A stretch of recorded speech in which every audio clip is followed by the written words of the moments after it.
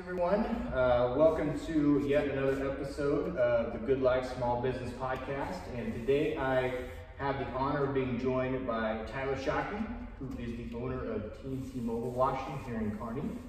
And welcome, Tyler. Thanks for joining us. Thank you for having me, Brian. So let's get started with some icebreakers here so that we can get to know you a little bit better. What is a book that you are reading or listening to? Listening counts around here. So what's a book that you're taking in right now? Well, it's good that listening counts because that is, I'll be honest, I've always had a problem finishing books. I get halfway through and I don't know what it is. I have a lot easier time listening to them on audio versions. And I guess the last book I was reading was called Fix This Next by Michael Kalowitz. And I got about a quarter of the way through and there's so much you want to implement, and he even says in there, I think he said, like, stop reading and go implement these things and come back in a few weeks. And that's about a month back. I mean, I quit about a month ago because I got probably halfway through. And I just have tried to implement so many of those things that I haven't gone back to it. So I'm in the middle of it, I guess. Yeah, that is a good book. So I'm kind of the same way. I try to listen the whole way through, and I would get to where I was doing something where I couldn't write it down or couldn't get back to a computer to look things up. I finally did go and he's got the analysis of like what you need to fix first. So I went and did that, but kind of get that figured out. But yeah, that's a good book. It's a really good book. He is also the author of Profit First, which is a good book as well. So, so how about podcasts? Are you listening to any, whether it's business podcasts or one that's maybe related a little bit more to your industry? Yes, probably. Probably too many podcasts, honestly. I like to listen to them while I'm working sometimes, and you got to shut them off and just do your thing. And here I am saying this on a podcast, you know. But no, I just believe you can take in too much information sometimes, and it kind of whatever paralysis by over analysis. You can just kind of really start to think about too many things you need to implement. But yes, I mean, I have about 4 or 5 I listen to. Quick Talk podcast by a guy named Josh Latimer. He had built like a 6-figure window cleaning business. I've had 7-figure window cleaning business. I mean, just a pretty big window cleaning business. Home Service Millionaire by a guy named Tommy Mello. He's like the biggest garage door company in North America. And then there's a couple new ones I've really been getting into by Andy Frisella, Real AF. I'll leave that up to you to decide what that means. All right. And his other one, MF CEO. So those are some pretty good ones. There's a lot of good motivation in there. So. Awesome. I haven't heard of any of those, and so that's part of the reason that I asked this question is I'm like you, I have a ton of podcasts on my list, but I probably don't listen to a third of them, but it's always good to get some new ones in there. So I always like hearing about new podcasts that are out there that we can listen to. Yes, so. and I wasn't saying, obviously, don't listen to podcasts. Right. I just say you can listen you can take in too much information. That's one thing I believe these days. There's so much out there that you gotta sometimes execute. Right. So. You gotta kind of be in the mood to absorb the information you're getting. Yes, exactly. Yeah, exactly. So, cool. Well, I guess let's just start wherever you want to as far as kind of how you got started with this adventure, T&T Mobile Washing, kind of what led you up to it, or just kind of tell us your journey about being a small business owner. Well, I guess growing up, I worked, mostly on the farm for my brother, and just seeing how he was his own boss. I guess just growing up, that's just the type of people I was around. A lot of farmers who did, their own thing. A lot of people in the ag industry that did their own thing. And I guess I just grew up thinking that's how it was. Like, you just grew up and did your own thing. Yeah. And then I got to my mid-20s, and I realized that's not how it was. And I always knew that I did want to do my own thing, be an entrepreneur. And so yeah, it took me, once I always knew I wanted to do it, but once I got serious about it, it was within a year, I'm just like, I got to go do this.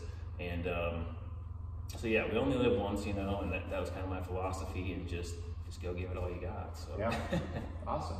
So why mobile washing? Like, what drew you to this industry, or what? I guess, how did you get involved with this type? Because it's not something that you hear a lot about. I did before I met you. I didn't really know much about it. So how did you get drawn into this? On the farm, there's a lot of equipment, a lot of trucks, whatnot, and that was kind of my job. I cleaned up everything on the farm, and I just remember sitting there in a tractor going across the field one afternoon. I'm like, after I had just, washed up a tractor, and I'm like, I think there might be like people that would want this, they don't have time to do it themselves. And, I kind of ran by some people, and some people really, oh yeah, I think that'd be really good, and then some people, oh, I don't know if that'd be, a demand for it. But ultimately, I saw the vision. It didn't really matter. I thought I needed everybody else's, validation back then that this would work or something. But I saw the vision, and I still see the vision. And so I just started, I guess. That's awesome. But yeah, sometimes I think that we can listen to other people, and getting approval is a big deal. But when you still think that it can work, there's even 1,000 no's. You still want to give it a shot. You think it can work. So that's awesome. Yes, sir. So what's your favorite part about being a small business owner?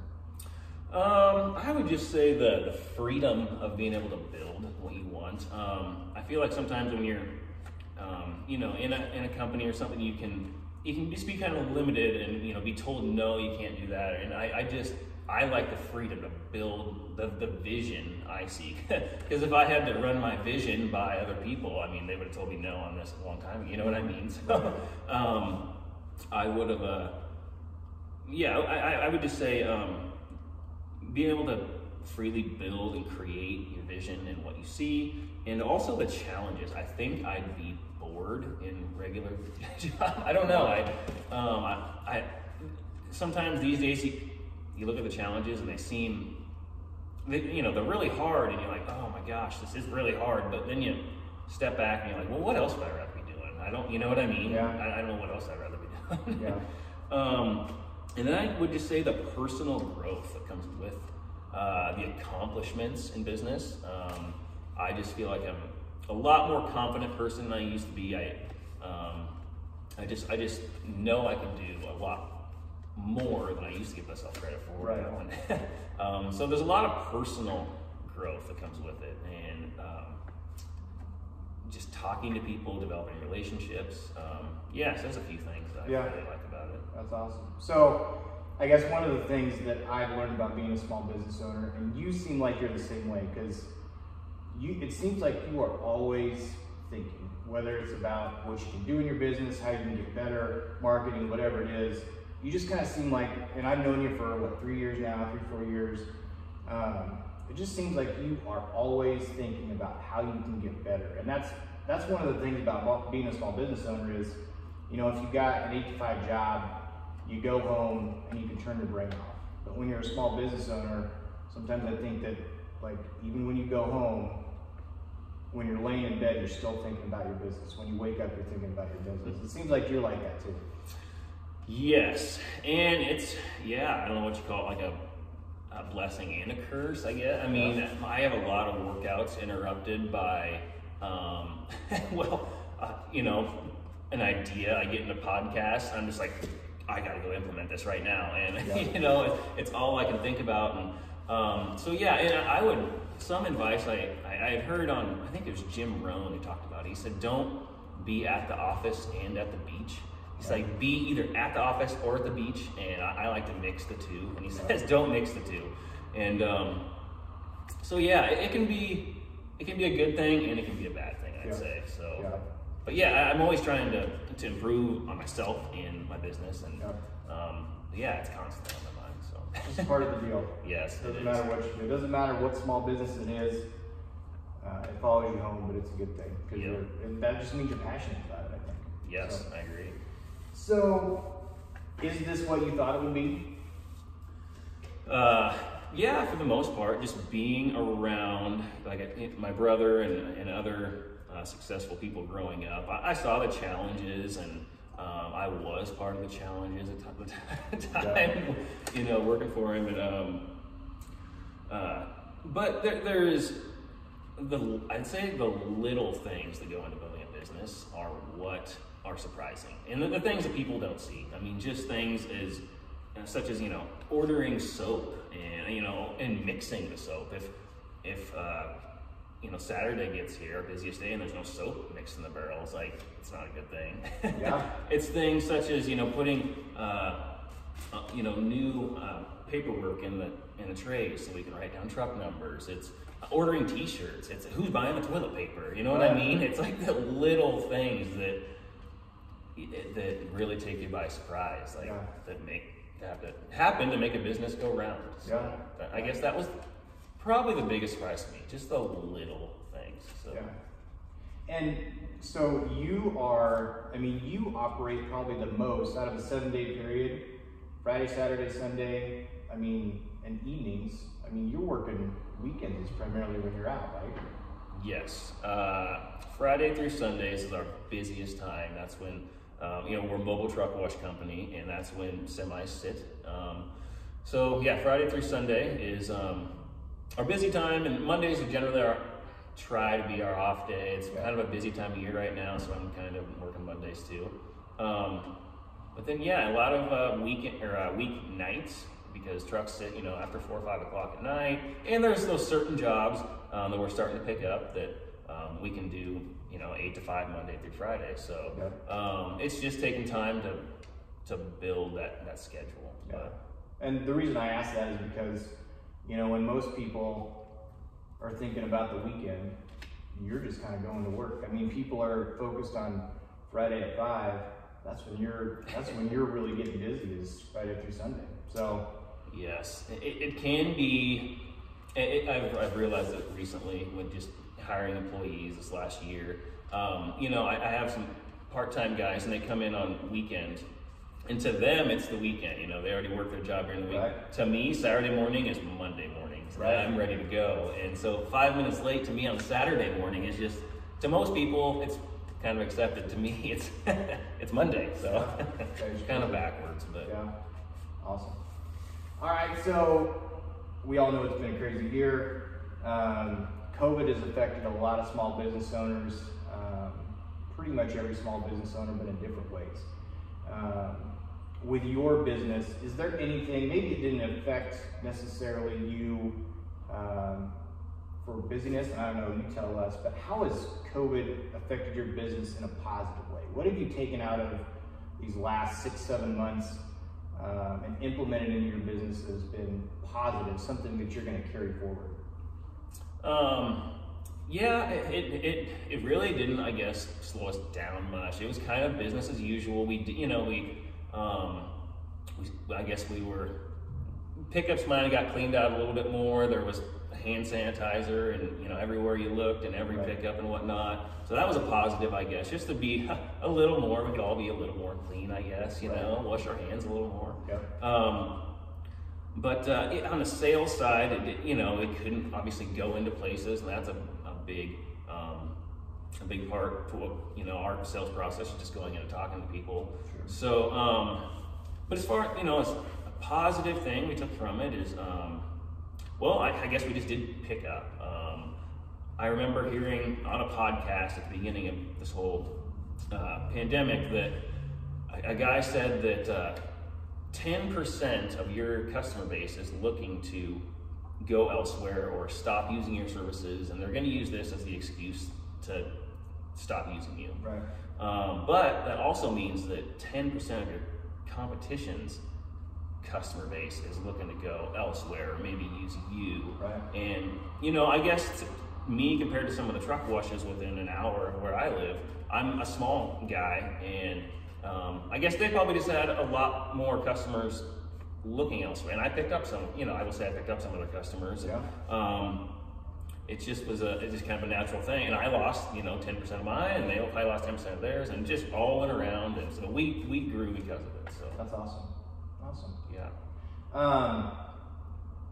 What advice would you give yourself if you were able to go back when you were starting T&T from the beginning what advice would you give yourself? Or is there anything you would change, anything you do different looking back on it? Yeah, I would say don't do everything yourself. I built my own website, my first website, or no, my second website. And, just things such as that. I'm not a website designer. It took way longer than it should. I probably could have been, doing something else better with my time. So yeah, don't do everything yourself. And I guess a better way to put it that I heard recently is when you have a problem in your business, don't ask how you can fix it. Ask who. Who can fix this? Who can give me the information to fix this? Yeah. Who can, we can spend a lot of time sitting there scratching our head going, how am I going to fix this? And it takes 6 months to fix this, whatever problem it is. Yeah. When if you just sought out professional help and maybe spent a few bucks, it would have took 2 weeks or whatever, So seek out help and just ask who, not how. So. Yeah, and that's legitimate because as a small business owner, obviously, your first priority is to earn income.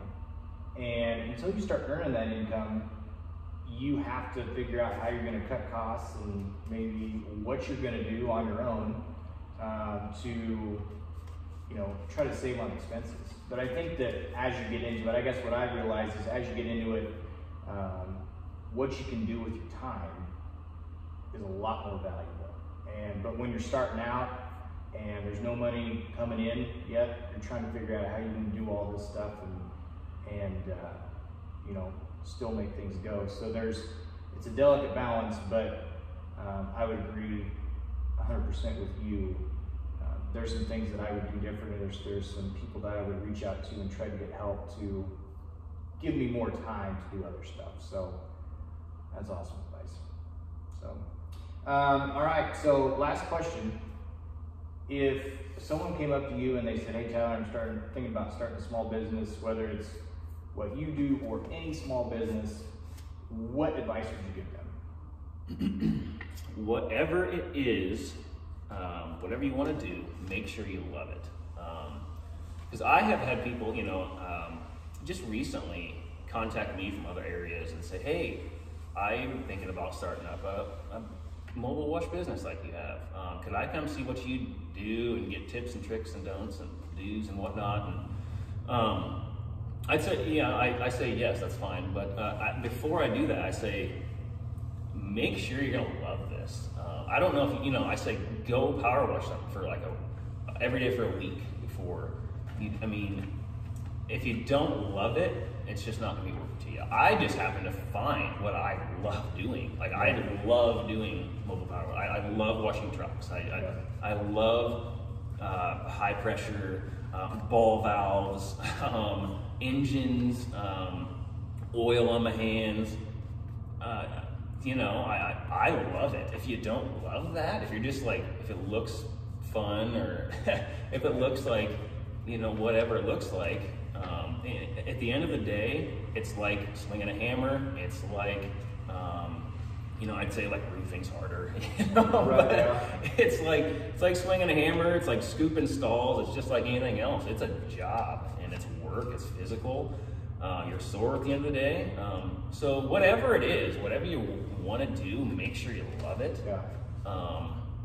Or else it's just not going to be what you want. And also to reinvest. I guess in only my 4 short years in business, I've seen some people start out in business and, they might make a little money and I think they go, "Oh, I'm gonna go buy 3 jet skis," or I'm gonna, lift my pickup or whatever. And I don't recommend that. I personally like reinvesting my money. And I don't tell anybody what to do with their money.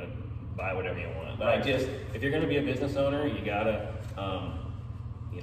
reinvest. And like I said, spend your money on whatever you want. But then when it comes time for your business to grow, you can't wonder why you can't grow it because you sucked all the life out of it. Right. Yeah. So that's just my couple bits, I guess, that I would recommend. Man, anybody who's listening to this, those 2 things are priceless because there's too much stress and time away from your family and worry and thought and everything that goes into starting a small business. If you don't love it, you will get burned out too fast, and you will hate it. And so that's huge. You have to love what you do, because there's so much that goes into it. There's so much that people don't see that make it harder than you think it's going to be. So absolutely, you have to love it. And I don't know, reinvesting in. So this has come up a couple of different times, but do you know how long it was before you actually started bringing home money from the business? And that's, you can share as much as you want there, but I think what people have told me is, I didn't realize, I went a whole year before I brought home any money because I was reinvesting in the business. And I think that's the reason I ask that, is because I don't think people understand you need to have 2 or 3 years saved up, or at least 1 or 2 years of income saved up, because you need to reinvest back in the business. Not forever. Maybe it's 2 or 3 years that you're reinvesting in the business, and then you can start bringing some money home. But if you're going to grow and get better, you have to. Yeah, I would say, what was it? I would say it was about that, a year mark before we started taking any. Well, I would say right out of the gate, I paid the house payment. We were, like that was what I had to replace. I mean, a couple things. I had to be able to cover a couple things. Sure. The house payment was one. So that was one right out of the gate. I just knew I had to cover it. But we, it was probably a year before we started taking, really doing anything fun, doing anything like that. Right.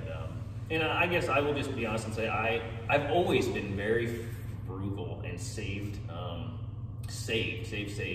And I guess when I started out, I was just, I don't know if you call it lucky, but just lucky enough to start out with a little money in the bank to be able to purchase some stuff. Because it's definitely, for what I do, it's definitely not cheap. I think a lot of people look at it and think it's cheap. You can go cheap, or you can have a pretty good initial investment. But I guess I just had a little bit of money saved up and was able to not be so stressed, I guess, in the beginning. And that helps. I mean, if you have some money saved up going into business, that can it can help not stress out so bad. Yeah, absolutely. Hey man, this has been a blast. It's been good to talk to you. Definitely. Is there anything that you want to let everyone know more about T&T Mobile? Any promotion you got going on, or I guess just anyone that may be interested in you or your company, how they can find you as well? Yeah, not really promotions or anything. We're just we're a growing company. We're always looking to take on more fleets. We're a mobile power washing company, but we really our niche and where we're heading is fleet washing. We do lots of trucks every month. We're always looking to take on more fleets, and we're actually looking to hire. So, anybody out there that wants to join a growing business, we're throwing an application and might be talking to you. So. Awesome, sounds good. And people can find you. What's your website? It is ttmobilewash.com. Okay, and we'll have a link to that. And then you're also on social media, Facebook, Instagram. Yep, Google. We're on all those platforms. Awesome. So. Look him up. He's got awesome before and after pictures. If you want to see his work, you can see it there. So awesome. Thanks, Tyler. Appreciate it, man. Yes, thank you, Brian. And if anybody needs a good insurance guy, Brian is your guy. Yeah, he's my guy, and he's great. So I did not pay him to say that. No, he didn't. You're a good guy. So awesome. Thanks, man. Appreciate it. Yep. Thank you, Brian.